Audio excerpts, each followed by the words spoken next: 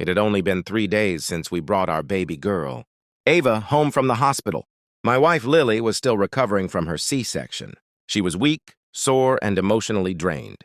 As a Navy SEAL recently home from deployment, I had seen battle, but nothing prepared me for fatherhood. Between diapers, midnight cries, and keeping Lily comfortable, I was running on fumes, but I loved it. Then, on a quiet morning, there was a loud, impatient knock at the door. I opened it to see Karen, the HOA president. She was exactly what you'd expect. Sharp bob cut, designer sunglasses, a floral top too tight for comfort, and, of course, the dreaded clipboard. "Mr. Walker," she began, looking past me into our living room, "we've received multiple noise complaints from the neighbors. The crying from your child is becoming a disturbance." I blinked. "You mean our newborn baby?" "Yes, it's disrupting the peaceful environment. As per Section 4B17 of HOA guidelines, excessive noise after 10 p.m. is not allowed. This is your first and only warning." I couldn't believe it. Ava was 3 days old. "Of course," she cried. "You're seriously threatening us. Over a crying baby?" She gave a cold, smug smile. "It's not personal, just the rules. If the noise continues, the HOA can fine you and potentially file for a violation removal notice." I clenched my jaw. I had heard of HOA nightmares, but this was insanity. Karen turned on her heels and strutted off, as if she'd just completed some noble task. I shut the door and looked at Lily, who had overheard everything and was now holding Ava tightly, tears in her eyes. That was the moment I made a decision. This wasn't just about HOA rules anymore. This was about protecting my family. The next morning, I found a letter stuffed into our mailbox. It looked official, with the HOA emblem printed across the top. The paper was thick, like it was trying to feel important. "This is a formal notice regarding ongoing noise violations. Failure to resolve the issue will result in daily fines and possible action from HOA Legal Counsel."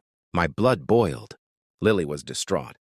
She hadn't slept properly in days, and now she was being threatened for being a mother. I gently took the letter from her and said, "She's bluffing, and she's going to regret this." I sat down and went through the HOA handbook Karen had referenced. As expected, nothing mentioned newborn babies. The rules she quoted applied to parties, loud machinery, and construction noise. Karen had manipulated it to scare us. That's when I decided to go on the offensive. I started visiting neighbors, respectfully, of course. Many were friendly and kind, and when I brought up Karen, their faces changed. "She fined us $150 for having a welcome mat that wasn't HOA approved," said one woman. "She once gave me a violation notice for letting my son play guitar in the garage," said another man. Karen had been running the neighborhood like a tyrant for years. No one had dared to challenge her. But I wasn't just anyone. I wasn't going to scream or post online. I was going to use strategy. As a SEAL, I had learned how to gather intel, stay calm under pressure, and hit precisely where it hurt. Karen had started a battle over baby cries. She had no idea she'd just declared war on a Navy SEAL.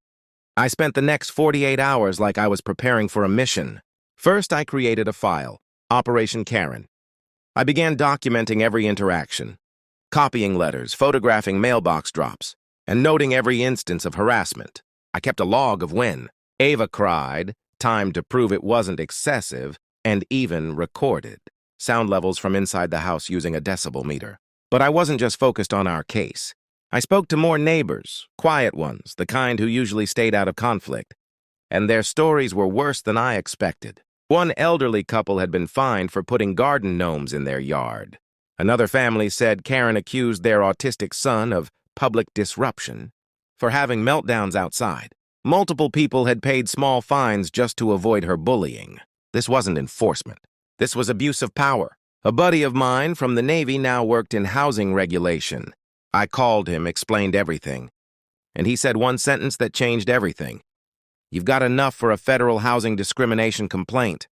That night, I filed a formal complaint with the Fair Housing Authority, attaching witness statements, letters, video clips, and screenshots of HOA policies being distorted. I even included digital evidence showing Karen had no board approval. She was acting alone. The next morning, 2 city officials and 1 federal investigator arrived in the neighborhood. Karen looked out from her porch. As they walked up with clipboards in hand, not her clipboard, real authority. She stepped outside, smiling. But the moment they handed her the papers, her face crumbled. She tried to protest, but no one was listening. For the first time, Karen wasn't in control. 3 days later, a neighborhood-wide HOA meeting was called. Karen didn't show up. Instead, the remaining board members, now aware of the investigation, took swift action. A vote was held, and Karen was officially removed as HOA president. Multiple residents filed harassment reports, and the board began rewriting several policies to prevent this kind of abuse from happening again. Word spread quickly. Lily and I received apologies, baked goods, even handwritten letters from neighbors we barely knew. Ava had become a kind of local hero, the baby who brought down the tyrant. Lily finally smiled again without stress clouding her face. We sat on the porch, Ava asleep in her arms, watching the peaceful neighborhood Karen once ruled fall quiet, not from fear, but from peace. As for Karen, she moved out a month later, quietly. No farewells.